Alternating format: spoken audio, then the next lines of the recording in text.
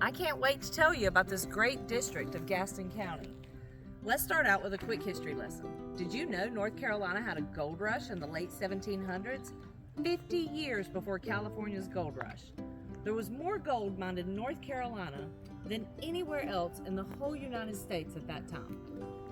A quick side note about Crowder's Mountain and Kings Mountain that I found out about in my research is that it was set up to be strip mined for kyanite in the 1960s, just like the local landmark called Henry's Knob.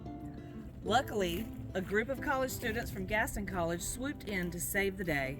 The students were members of the Ecology Club at the nearby college and made it their mission to save Crowders from a similar fate. All their hard work paid off, and it was eventually added to the North Carolina State Park system. That was only 50 years ago. Okay, back to the 1700s. You have to remember, this was before America was even America.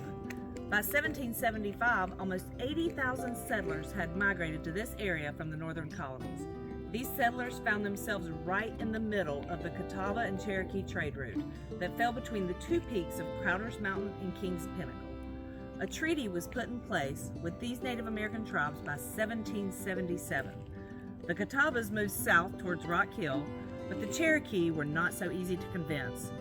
Conflict persisted for many years until the Revolutionary War. Speaking of the Revolutionary War, one of our greatest American battles was fought here. The Overmountain men defeated the British Loyalists at Kings Mountain. That defeat eventually led to the surrender of Cornwallis and the end of the war. The Sparrow ancestors that still own this land remember finding bullets, cannon holes, and even shelters from the days of the war. Can you imagine playing on your family land and finding those things? A lot of soldiers set up camp near the natural springs that were part of the original Sparrow and Boyd land. You may recognize the name Sparrow Spring. Jumping forward to the late 1900s brings us to our present owners. Their father, Curley, whose given name is not so surprisingly James Sparrow, acquired several lots off Boyd Road in the 1980s and early 2000s. He dreamed of providing affordable housing to some of the local residents. His son, yet another James Sparrow, still manages many properties in this area. Well, that brings us to the beautiful 18+ acres that I have for sale. When you come to view the property, you'll drive less than 15 minutes from I-85 and eventually take a right onto Alexander Trail. This is a dirt road that is plenty wide enough for a paved road to be put in to reach a possible neighborhood. Hint, hint to all my big builders out there. Or it can be a private road to sneak up to a quiet retreat.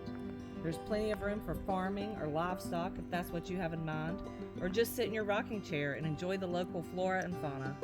This area is inhabited with deer, fox, coyotes, a ton of birds, and so much more. I could go on forever.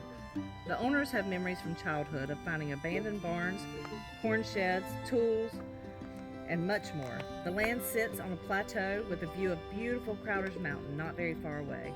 This property has no restrictions and only county taxes. If you would like to know more, give me a call and let's go check it out.